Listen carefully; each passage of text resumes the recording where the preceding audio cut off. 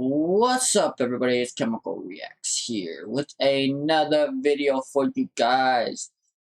Now, as I said in my first video, I was going to be posting once, twice a week, maybe sometimes three. And I may be doing some live streams, doing this type of stuff. I do have a gaming channel as well I do stream on Twitch. It's called Chemical Rages over on Twitch, twitch.tv/Chemical Rages. If you guys do want to go over there, follow your boy over there. I do a lot of GTA 5 RPs, a lot of American Truck Simulator games. I have made some skins for my trucks.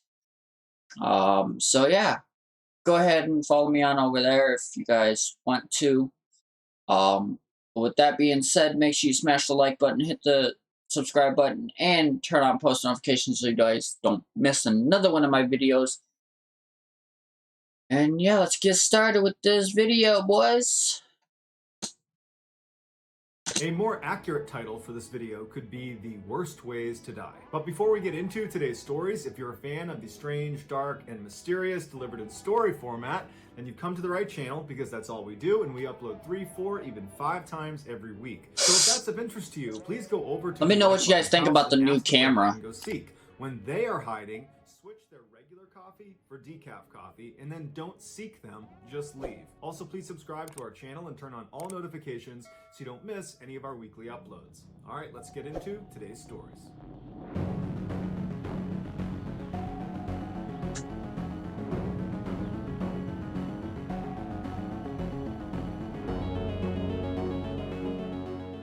Nicknamed the Great Gray Green Greasy, the Limpopo River is one of Africa's largest rivers. It serves as a border between Zimbabwe and South Africa, and it also happens to be one of the most dangerous places on Earth. A town in South Africa called Phalaborwa sits on Limpopo's shores, and all of its residents know they're never supposed to step foot inside of the dangerous waterway.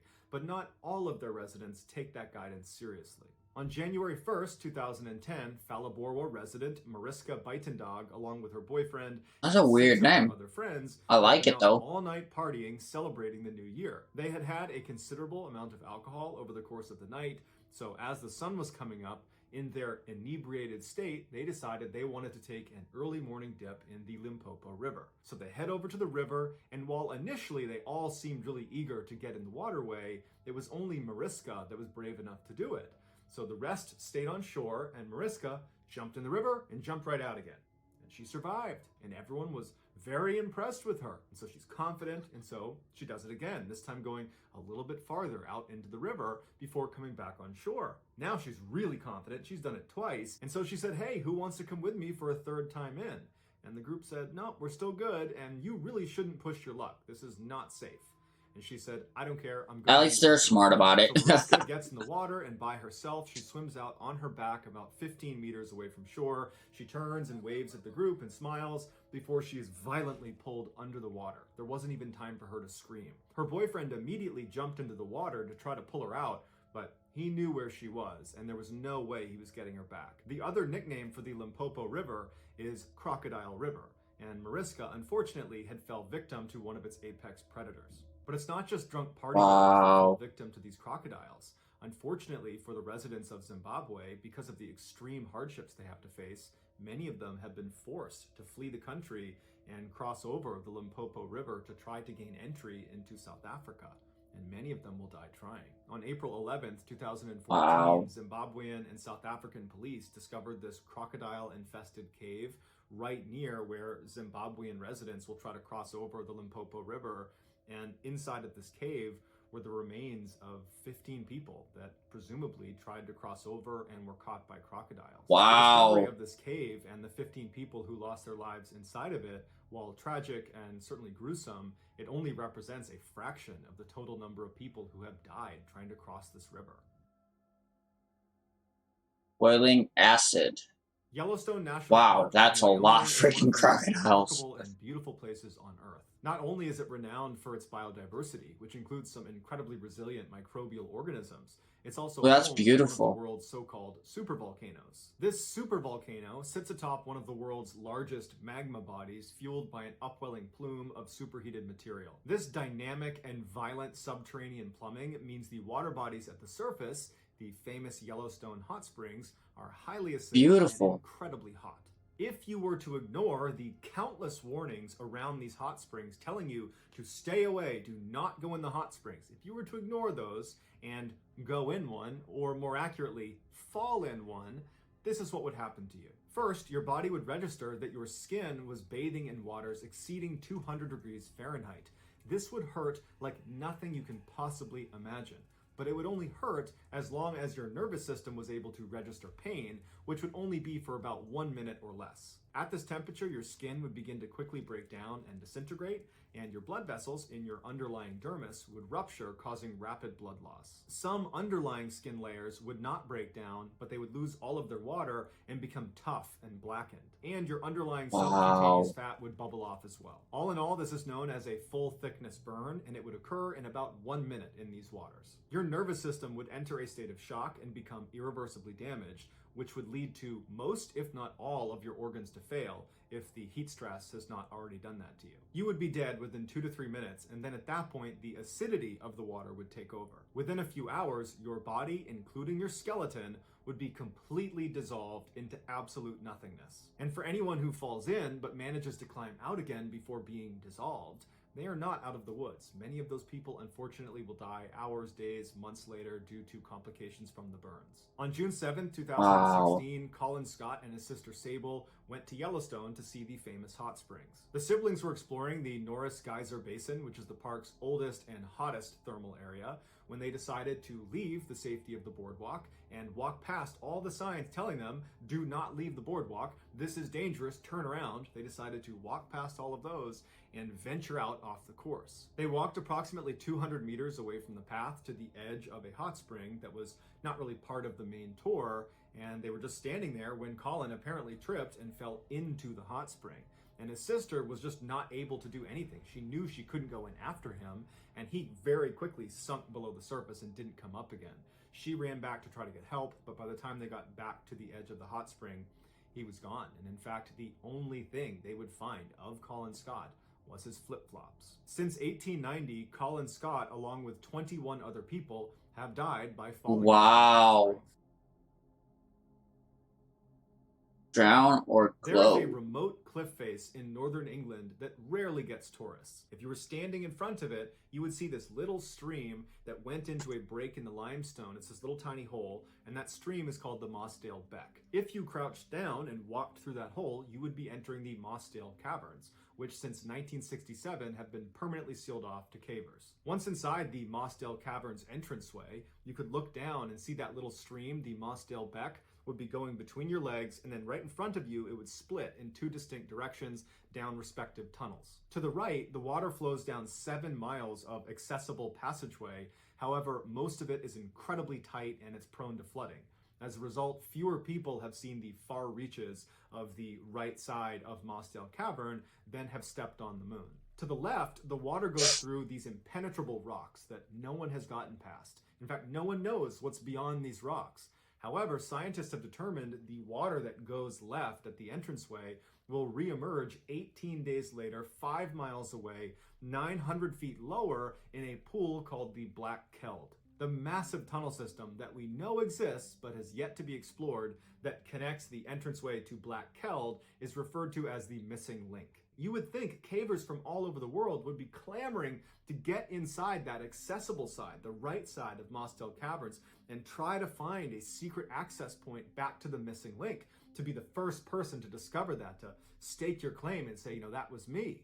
But in fact, since the Mossdale Caverns was discovered in 1941 until 1967, almost no one went in Mossdale Caverns. Endless, tight, water-filled crawls with names like Drown or Glory made Mossdale Caverns feel like too big of a risk to be worth it. But in 1967, 10 extremely fit, extremely experienced cavers said, you know what? We are going in Mossdale Cavern and we are going to find that entrance to the missing link. So on June 24th, 1967, Wow. these 10 cavers entered Mossdale Caverns. They went right into the accessible 7 miles of passageway. Why They though? Why began would to you want to descend. risk your It wasn't life that like that? long until 2 of the Like, why would you ever want to risk your life like that? I'm sorry for pausing the video like that, but why would you want to risk dying for something like that? Just like the mountain climbers that climb Mount Everest or whatever that one is. I never gotten that. How many people have died? And there's still bodies up there that people pass while, and they use them as landmarks. Like, why would you ever want to do anything like that? That's my question. Is it just doesn't make sense if that's like seriously though. It, it's just stupid. It really, really is just stupid. Nobody should ever want to do that. Sorry if you guys couldn't hear me there for a minute. I was editing my filter on my microphone because I was redlining a bit. But like I said, people use bodies on Mount Everest as landmarks to know where they're at, which is disrespectful to the person who died, one, but like, why would you ever want to do that? That's just my question.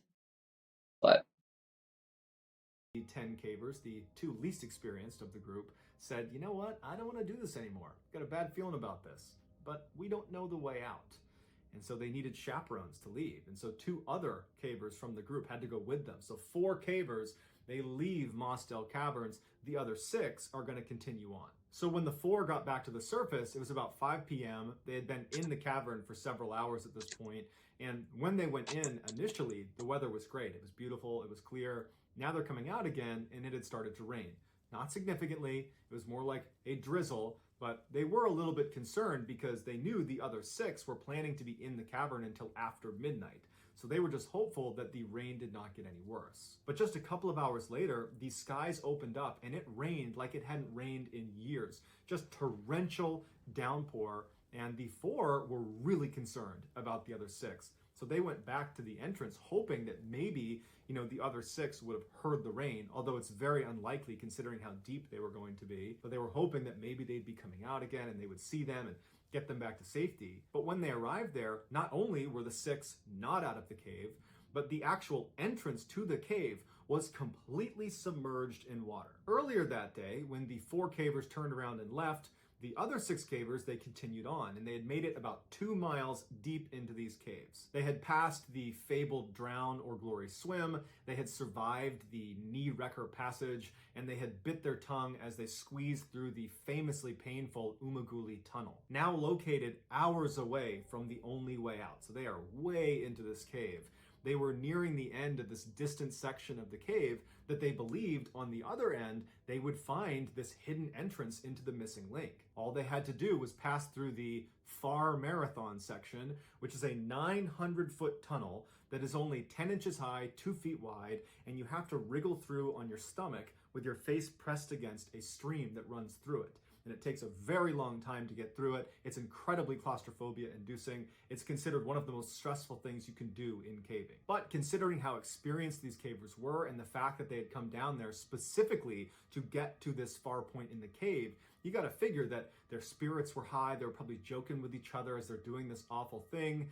And then they made it about 3/4 of the way through this tunnel when someone must have noticed the distant rumbling sound and said, "Hey, what is that?" And as they sat there listening, trying to discern what the sound was, it must have dawned on them that their worst nightmare was about to come true. That was the sound of surging water.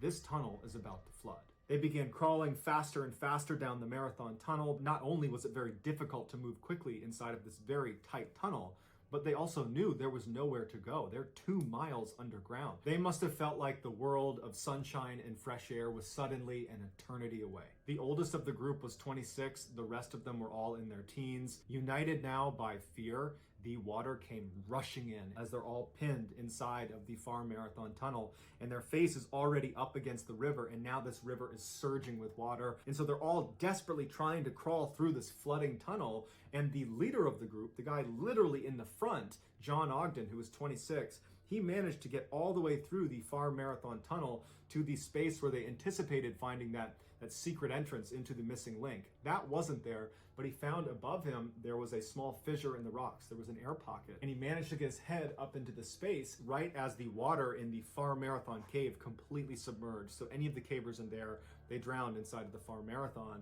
The bubble that he was in was a little bit bigger, and so some of the cavers managed to get in there, and they tried to clamber into this air pocket as well, but ultimately there was only enough room for one person, and John was the only one up there. And so as the water levels filled the room he was in up to his neck, everyone below John drowned. Now, we don't know if John literally kept other people from getting into this air pocket with him. Oh yeah, we do. Could only hold one person, and ultimately John was the one who was left inside of this crevice. But this air pocket was really just delaying the inevitable, because there wasn't very much air inside of it, and John's 2 miles below the surface. There is no way anyone is going to get to him in time. And so he ended up dying a couple days later, and when they found him, he was still in the air pocket trying to get one last breath. What I've not covered in this story that I would encourage you all to check out is there was this incredible effort to try to save these cavers before anyone knew they were deceased. There was this hope that maybe they found an air pocket. This is what I'm talking about. And so they basically created this artificial dam that was very precarious. The water could at any moment spill over, and it provided just enough drainage inside of this cavern for some of the best cavers in the world to go into the cavern to look for them. And so they went into this cavern knowing at any minute that makeshift dam on the surface could break, and they will 100% drown in here. No one's coming to get them. They had to crawl through the Far Marathon Tunnel all the way down at the bottom to get to the lost cavers. And ultimately, when they discovered they were all deceased, it would have been impossible to remove their bodies. And so the decision was made to leave the 6 cavers where they died and seal off the cave permanently. So in 1967, they sealed it off, and they now treat Mossdale Caverns like a gravesite, and no one goes in it. So that's going to do it, guys. If you found these secrets in today's episode, let us know. Wow, all right. I hope you guys did enjoy that. That last one. That's what I'm saying. Like, why would anybody want to do that kind of stuff? But that being said, I'm gonna end the video here. I hope you guys did enjoy this video. Stay safe out there. Don't go doing stuff like this. Just don't. Like, climbing mountains and stuff, fine. Trails, fine. You know, something that's not gonna kill you, not stuff like that. But I hope you guys did enjoy. Smash that like button, smash that subscribe button, turn on post notifications so you guys don't miss another one of my videos, and I'll see you guys in a few days.